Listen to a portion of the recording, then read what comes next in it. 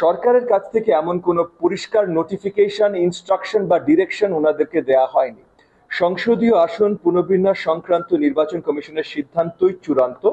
সুতরাং আগামী ৬০ দিনের ভেতরে এ সংক্রান্ত আবেদনগুলো নিষ্পত্তি করে গ্যাজেট প্রকাশ করতে হবে। মানে তারা গ্যাজেট প্রকাশ করে যেন আগামী ৬০ দিনের ভেতরে, মানে 60 ডেজ, 2 মাসের ভেতরে পুরো প্রসেসটা ওনারা কমপ্লিট করতে সক্ষম হন, যার পর আর এটা নিয়ে আর কোনো কমপ্লেন করা যাবে না। একই সাথে নির্বাচন আচরণবিধি বিষয়ে কয়েকটা আবেদন আমরা জানিয়েছি। এর ভিতরে একটা ছিল প্রস্তাবিত পিভিসি ব্যানার ব্যবহার না করা সংক্রান্ত সিদ্ধান্ত প্রত্যাহার করার দাবি। এটা এগেন, এবং নির্বাচনী ব্যয়সীমা 40 লাখ টাকায় উন্নীত করতে হবে। এই দুটোর কারণ আসলে মোর প্র্যাকটিক্যাল কারণ। একটা হলো আমরা পোস্টার বন্ধ করে দিয়েছি, আমরা ব্যানার সবকিছুতে যদি পিভিসি বন্ধ করে দেই তাহলে কোন আকারে আমরা আসলে প্রচারণা করব সেটার যতখানি প্রবলেমস প্রত্যেকটা নির্বাচন মানে প্রত্যেকটা নমিনি যে ফেস করবেন সেগুলোর প্রতিকার কিভাবে হবে সেগুলো নিয়ে মাননীয় প্রধান নির্বাচন কমিশনের সাথে আমাদের আলোচনা হয়েছে। এবং সেই জায়গায় বৃহত্তর অন্তর্বর্তীকালীন সরকারের সাথে আলোচনা করার জন্য কিছু সাজেশনসও মাননীয় সিইসি আমাদেরকে জানিয়েছেন। আর ফাইনালি যে বড় ইস্যুটা ছিল হলো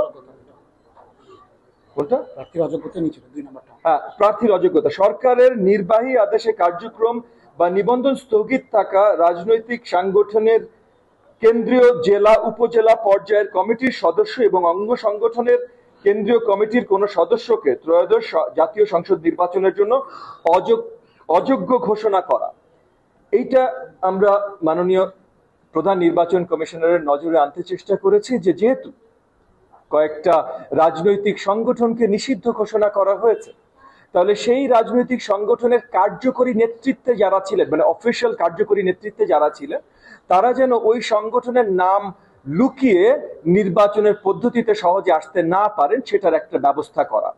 এবং সেখানেও মাননীয় প্রধান নির্বাচন কমিশনের সাথে আমাদের আলোচনা হয়েছে যে এটা সরকারের সাথে আলোচনা করে ওনার কাছে যদি অর্ডার আসেন তাহলে ওনারা সেটা বাস্তবায়ন করতে চেষ্টা করবেন এবং সেই জায়গায় নিশ্চয়ই আমরা উত্থাপন করব। এবং ফাইনালি আমি যদি একটু আমি শেষ করে তারপর আপনার প্রশ্ন নেই যদি মাইন্ড না করেন, নির্বাচন পরিবেশ সৃষ্টি সম্বন্ধে আমরা বলেছি ফেব্রুয়ারি 2006-এর প্রথমার্ধে 2026-এর প্রথমার্ধে ত্রয়োদশ জাতীয় সংসদ নির্বাচনের সম্ভাব্য তারিখ ধরে নির্বাচনের অনুকূল পরিবেশ তৈরির লক্ষ্যে নিবন্ধিত সব রাজনৈতিক সংগঠনের সাথে সংলাপ আয়োজন করা। এবং দ্বিতীয়, অন্তর্বর্তীকালীন সরকারের সাথে নির্বাচন কমিশনের জাতীয় নির্বাচনের তফসিল এবং তারিখ ঘোষণা সংক্রান্ত আলোচনা হয়ে থাকলে তা দ্রুত জাতিকে জানানো। এই জায়গাটায় মাননীয় প্রধান নির্বাচন কমিশনার আমাদেরকে পরিষ্কারভাবে জানিয়েছেন যে সরকারের কাছ থেকে এমন কোনো পরিষ্কার নোটিফিকেশন, ইনস্ট্রাকশন বা ডিরেকশন ওনাদেরকে দেয়া হয়নি। ওনারা এখনো কাজ করছেন অরিজিনাল যে আলোচনা মাননীয় প্রধান উপদেষ্টা দিয়েছিলেন 2024 সালের 16 ডিসেম্বরে, যে ডিসেম্বর থেকে জুন, মানে 25শে ডিসেম্বর থেকে 26শে জুনের ভেতরে নির্বাচন হতে পারে। ওনারা ওই টাইমলাইন হিসেবে কাজ করছেন। ওনারা কনফিডেন্ট যে যেহেতু ওই টাইমলাইন হিসেবে কাজ করছেন ফেব্রুয়ারি নির্বাচনের জন্য ওনারা পুরোপুরিভাবে প্রস্তুত থাকবেন।